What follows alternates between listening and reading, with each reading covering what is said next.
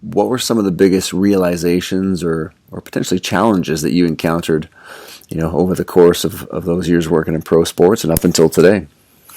I think, there's so many challenges. That's the big thing. And you brought up some of them. Travel is huge. Baseball travel is absolutely astronomical, right? 162 games a year. Scheduling, and sometimes it comes down to, hey, they want a life. They want to go out and hang out with their friends late, and then they don't wake up in time to get breakfast. And hey, I myself would prioritize sleep over breakfast. I get that. So I have to figure out a way for them to literally grab something out of the fridge and just go. Food, and this is big, especially in like minor league baseball. There are cities where your food options are pretty much like Walmart. Mm-hmm. So food options can be a big challenge. And the last one I can really think of, and I'm sure you run into this all the time, is that inaccurate information. So we're always up against what they hear in the media, what big documentary is out there, sure. What fad is out there. And some of these aren't necessarily fads. I'm not against the ketogenic diet. Obviously, it's got, it's amazing for those with, medication resistance epilepsy. And then, there are other scenarios where it can be beneficial. Sure. But when you have a high-intensity athlete that tries it, you're like, okay, here's why, your neighbor lost a lot of weight. You don't need to lose weight. You got to go run on a field. So it's all of those things and trying to, break down the nuances of a very complex science. Nutrition's complex at times. Yeah, it's definitely complex, and it's bathed in the human emotions, isn't it? I mean, yes. I'm always amazed at our sports psych, Peter Jensen. 90% of every decision we make is based on emotion, right? And you just touched on the documentaries, and of course, Game Changers has been making the rounds, and again, a lot of great benefits potentially from vegetarian, vegan diets, but definitely something where all of a sudden, just as you mentioned, your neighbors tried something, or now you've seen a documentary, and the amount of athletes I've had in the last few months reaching out, thinking, hey, I can kickstart, this recovery or performance, so before I give my side here, I would just like to, before I skew your opinion here, when you watch the film, what are some of the biggest misconceptions maybe that are relayed to athletes that could potentially be problematic or need to be, talked through with a nutritionist or dietitian? I think you hinted to the first one, and that's that, hey, I can easily make this switch. And it's funny in that film because it's almost like they went back and forth between plant-based and vegan, which are, obviously two separate things. So I'm constantly explaining the difference between the two, with vegan being, hey, no animal foods at all, and plant-based, hey, you can have, eggs, you can have some dairy, you can have some chicken, etc. But I think what you touched upon, that they think I could just switch, I could eat this without any planning and without any major knowledge. And obviously that's not the case. And I've had a lot of athletes, and I can't wait to hear your opinion on this too, and your experience, but I've had a lot of athletes come to me, and I'll kind of talk them through it and go, hey, you weigh 240 pounds, here's what it's going to take. Here's how much food you're going to have to eat to get enough total protein and get those building blocks, those amino acids, to maintain your muscle and repair your muscle. Here's a way that you can do it, though. You can still be plant-based, but you can still have some of these other foods. So that's one thing. They think it's really easy. Second, and they went into, and I've got a couple Instagram posts about this, I've got a couple more coming, but they went into how animal proteins produce all these compounds.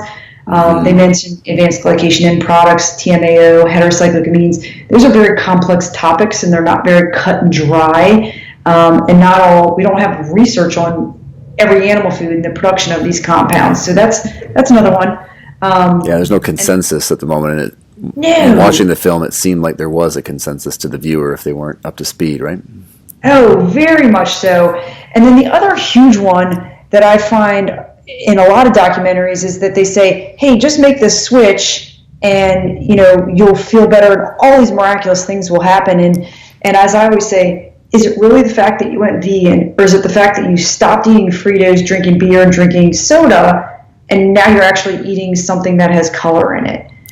Which is it? Because it's not necessarily that you made this drastic change and went vegan. You probably could have achieved that by having those animal-based foods, right? By having, whether it's salmon, whether it's, turkey, etc. But, you also took out a lot of foods in your diet and a lot of drinks that are not healthy, that are going to run you down, basically.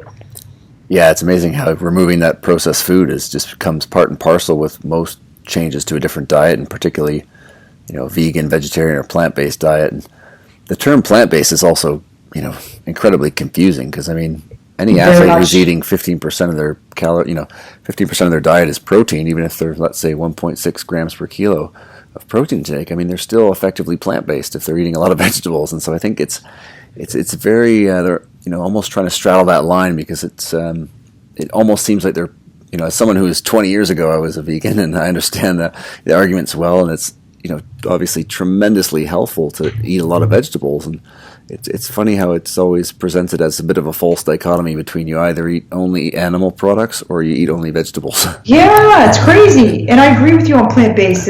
There's no, as I always say, there's no uniform definition for plant-based. So what I consider plant-based, someone else might not consider plant-based. But yeah, it's that I do like that film for highlighting the beneficial aspects of fruits and vegetables. Of course, they could have done a better job in highlighting why they're important for athletes.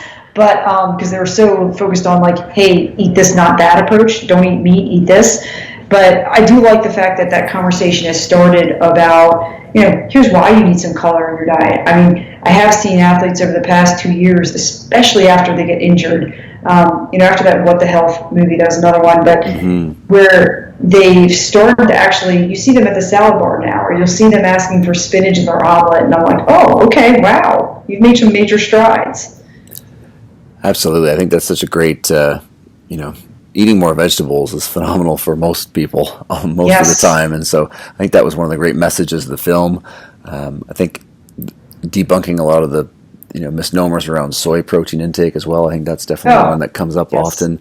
And so I think it's always that line of, I think for most of the film, it seemed that they were going to say, if you're an athlete, you can do just as well on this diet. And at some point, it seemed like they switched the mantra to this is an even better way of eating, and you can even be in better health. And I think that's where, get a lot of different debunkings going on around the interwebs these days. But Yeah. And the other thing you just brought up is that kind of all or nothing approach. And I would hate for an athlete to go, gosh, I couldn't go vegan, so what's the point? Let me go back to my regular diet. No. There's that middle ground, right? We want you to make progress. We don't want you to necessarily aim for what you consider perfection, but just make some progress. There's middle ground in there where you can make major gains.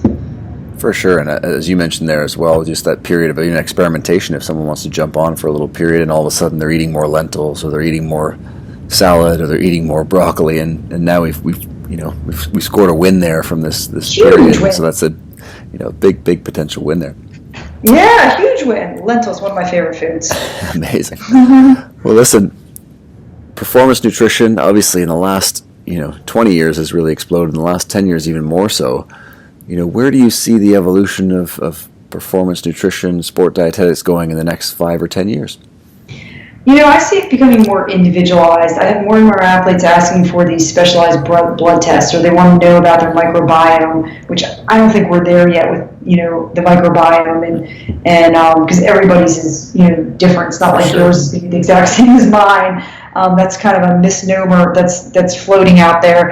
But I do think we're looking at more individualized approach, getting into some of those nuances, even though, for some athletes, they've got to start with, the things that are giving them the biggest bang for the buck. It's like, we don't need to look at, in-depth blood work when you're not even doing X, Y, and Z right, when you can't even, let's say, maintain a healthy weight or get up and eat, breakfast and eat at least 3 meals a day. But I do see that individualized approach down the pipeline. What do you think in this regard?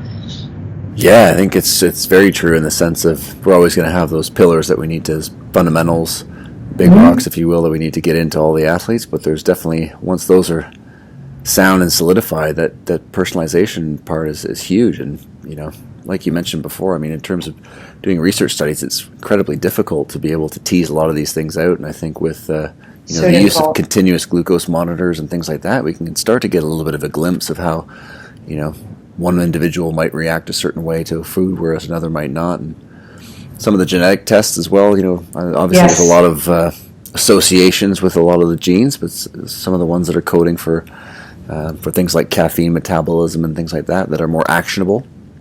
I think that's pretty interesting as well. And listen, Marie, I think a lot of people listening in who are trying to continue their skills and continue their journey in nutrition, dietetics, as a strength coach who utilizes nutrition, etc.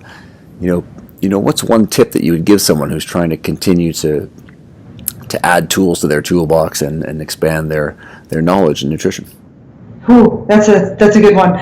I would say use social media to find some of those experts, follow them, engage in discussions.